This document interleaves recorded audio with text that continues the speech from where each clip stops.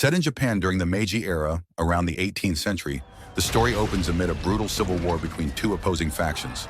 Among countless soldiers on the battlefield, one man stands out above the rest, Captain Hajime Saito, a warrior feared for his strength and skill. Yet even his abilities pale in comparison to a lone fighter who moves without allies or support. That man is Rurouni Kenshin, better known as Hitokiri Batusai, the most legendary assassin in history, capable of wiping out an entire battalion by himself.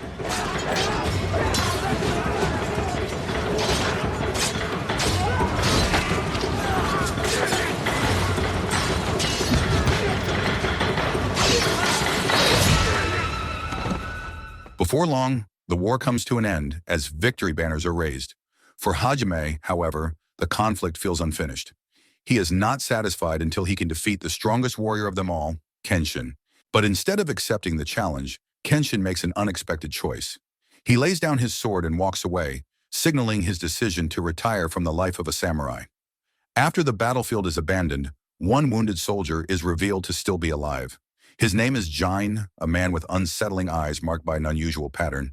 He is one of the few samurai who has mastered Isukumi, a jutsu that channels inner energy through the eyes, creating a hypnotic effect that temporarily paralyzes his opponents. Haunted by the voices of those slain by Kenshin's blade, Jin becomes obsessed. He decides to claim that sword and declares his intention to become the next Batusai. This is where everything begins. This is Rurouni Kenshin Part 1, Origins. Rurouni Kenshin. 10 years after the war, the story resumes in a city that has grown peaceful and prosperous under a new era of leadership. While many focus on rebuilding society, corruption quietly takes root beneath the surface. A powerful crime lord named Takeda secretly runs an opium operation with the help of a skilled specialist named Magumi and her colleagues. To prevent any leaks, Takeda orders his private army to eliminate everyone involved, sparing only Magumi, the sole person who knows how to produce the drug.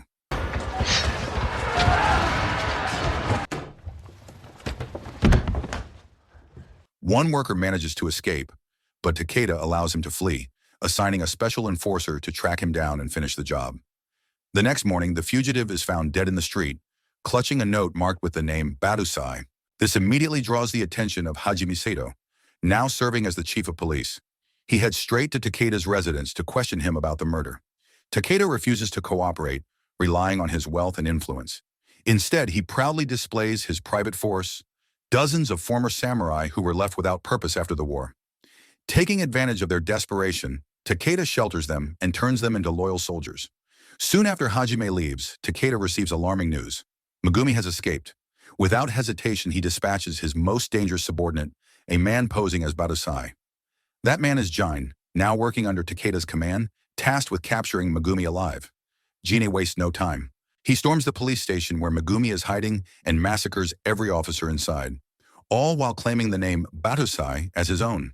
Amid the chaos, Magumi narrowly escapes through the back exit.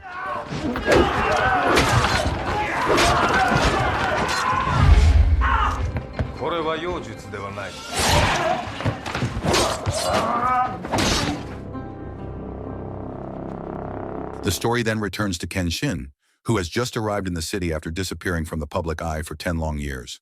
While enjoying a festival and buying food, he notices a wanted poster describing a ruthless killer known as Batusai the Manslayer. At that moment, a young woman named Kaoru appears and immediately suspects Kenshin because he is carrying a sword. Kenshin calmly makes it clear that his blade is a reverse-edged sword, a weapon designed not to kill.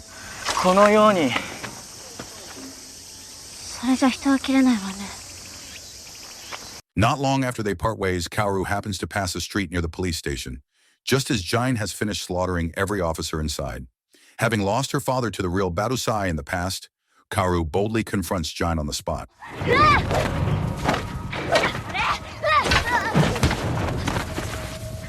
Just as she is about to be killed, Kenshin suddenly appears and saves her. From Kenshin's speed and the distinct X-shaped scar on his cheek, Jin instantly realizes the truth. The man standing before him is the real Batusai, the legendary killer himself. This suspicion is confirmed when Jin's hypnotic technique fails completely against Kenshin, whose inner energy is far greater than expected. Rather than risk his own life, Jin chooses to retreat and lets them go just as new officers arrive at the scene. To avoid further trouble, Kaoru brings Kenshin to her home, a sword dojo founded by her late father. Without realizing it, she is sheltering the very man who once killed him. Shortly after Kenshin leaves, Kaoru's younger brother returns from playing outside. As Kaoru prepares to practice swordsmanship, a group of thugs suddenly storms in. They have been sent by Takeda to forcefully buy the dojo. When Kaoru refuses, the men begin destroying the place and assault both her and her brother. The situation takes an unexpected turn when Kenshin arrives alone, politely asking them to leave. When they refuse, he is forced to face them barehanded. The fight continues inside the dojo, where Kenshin finally shows his true skill. Not a single thug is able to land a hit on him.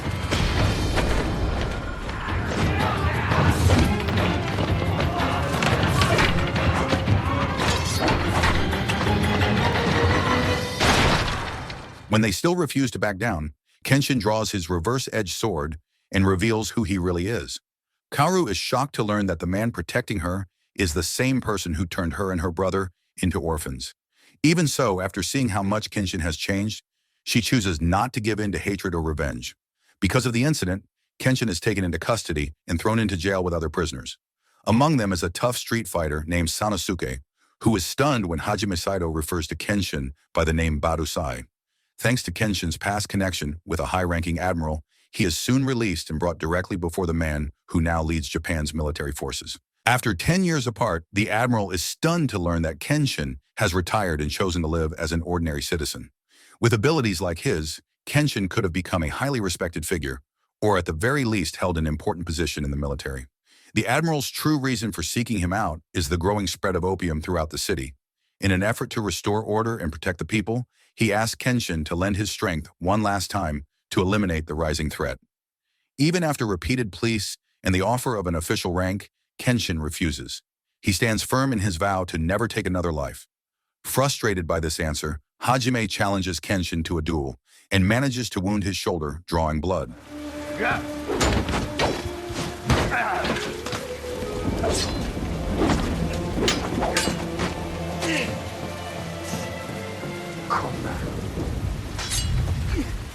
Once Kenshin is declared innocent, he is released. He is genuinely shocked to see Kaoru waiting for him, standing in the rain to bring him home. What moves him most is her sincerity. She makes it clear that she does not care who Kenshin was in the past. What matters is that he has repented, changed, and continues striving to be a better person. At the same time, Magumi is still on the run and unexpectedly crosses paths with Kaoru's younger brother, who kindly brings her to the dojo. There, Kenshin, Kaoru, and Megumi finally meet properly. They decide to live together and protect one another. As a symbol of his new life, Kaoru gives Kenshin a fresh set of samurai clothes that once belonged to her late father. One evening, Kenshin and his companions are dining at a restaurant when Takeda appears, searching for the man rumored to have defeated 10 thugs on his own. Believing that everything has a price, Takeda attempts to recruit Kenshin as a personal bodyguard. Kenshin shows no interest in money and politely turns him down. Not long after, Sanosuke arrives. Armed with his massive horse-slaying sword, he boldly claims to be far stronger than Kenshin Badusai. If he wants the wealth Takeda offers, Sanosuke must first defeat Kenshin in front of everyone. Wielding the Zanbato, a blade weighing nearly 50 kilograms, Sanosuke is clearly no ordinary fighter. Even so, Kenshin treats him with respect and fights seriously while holding back, determined not to injure him.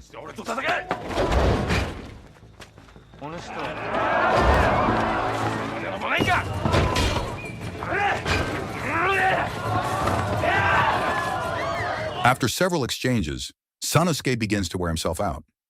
Kenshin's words about pride and self-worth strike a nerve, making it clear that Sanosuke does not belong under someone like Takeda. Realizing this, Sanosuke ends the fight and orders the crowd to disperse. Sometime later, a mysterious illness spreads through the village. Many residents suffer from high fevers after drinking water from the same well. Knowing Takeda's cruelty, Magumi quickly suspects this is his doing, a scheme to seize the dojo in the surrounding land. Sanosuke, who also lives in the area, crosses paths with Kenshin again and sets aside his pride. With her medical knowledge, Magumi takes charge and directs Kenshin and the others to gather the necessary ingredients to treat the sick villagers. A few hours later, the villagers slowly begin to recover, thanks to Megumi's quick thinking and decisive actions.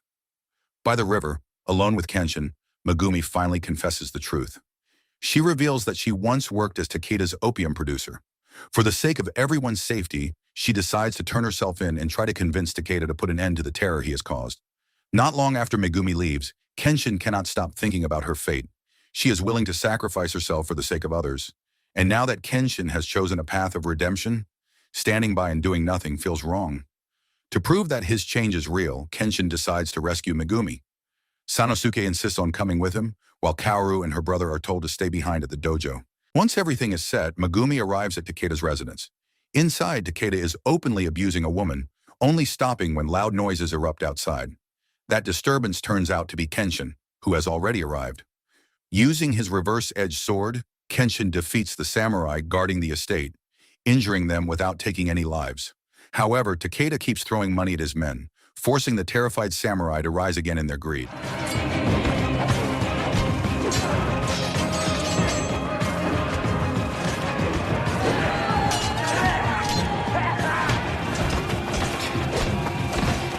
With Sanosuke's help and the overwhelming power of his Zanbato, dozens of samurai are finally taken down.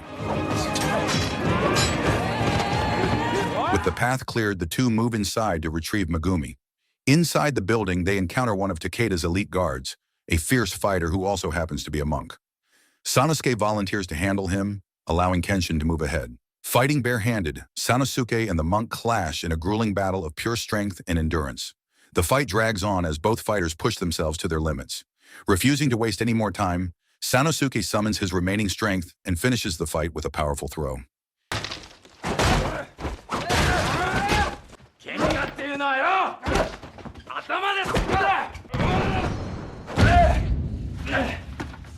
Meanwhile, Kenshin faces a masked samurai who hides severe burn scars beneath his mask. This warrior, named Gain, is unique among the others, relying on modern weapons instead of traditional techniques. Seeing Kenshin wield a reverse-edged sword only fuels Gain's rage, making him feel underestimated. After enduring a relentless assault, Kenshin finally grows more serious and defeats him without killing him.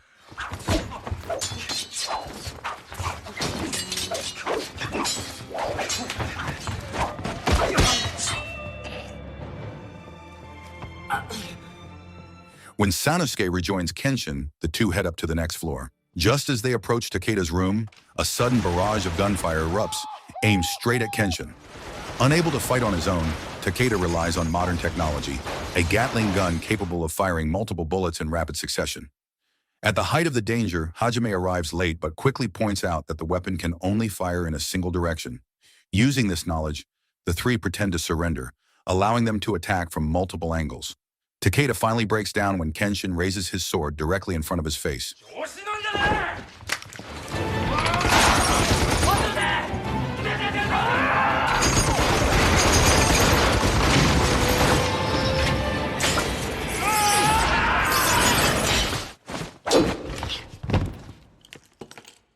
Shortly after Megumi is rescued, she urgently tells Kenshin to head to a temple deep in the forest. At that very moment, Jin has kidnapped Kaoru and is using her as a hostage. Upon reaching the temple deep in the forest, Kenshin finds Jin already waiting for him. Jin has been anticipating this moment for a long time. He believes that once someone becomes the strongest and stands undefeated, challengers will inevitably appear. In his mind, this is his chance to be the first man to defeat the legendary Batusai. Jin attacks without hesitation. This fight proves far more difficult for Kenshin than any battle before. Unlike the other samurai, Jin constantly changes his tactics. He skillfully switches his sword between his right and left hands, catching Kenshin off guard and knocking him to the ground.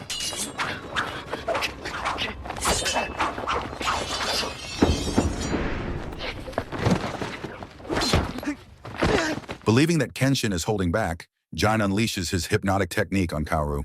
Her breathing begins to fail, and she is left with only minutes to live. The only way to break the technique is to kill the one who cast it. In doing so, Jin forces Kenshin to return to the Batusai he once was, hoping to destroy his resolve to change. Seeing Kaoru struggling for air leaves Kenshin with no choice. He unleashes the part of himself he buried long ago. A chilling aura surrounds him, thrilling Nine, who charges forward as Kenshin moves with terrifying speed. If Kenshin's blade were not reversed, Jin would have been cut down instantly. Still obsessed with fighting to the very end, Jin refuses to yield. Kenshin begins using the deadly techniques he once relied on in the past, and with a single strike, Jin is finally brought down.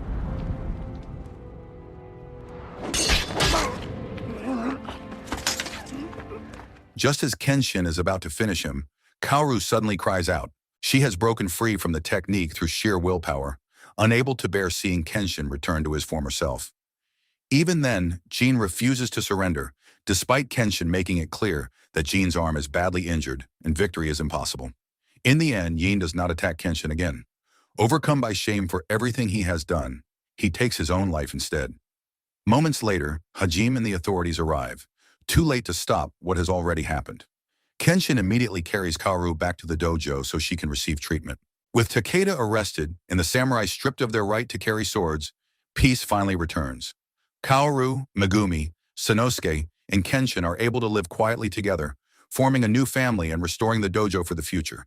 So the moral of the story is, even if you are the deadliest legend alive, life still becomes messy when fake identities, bad bosses, and unchecked ego get involved. So maybe just retire early and mind your business.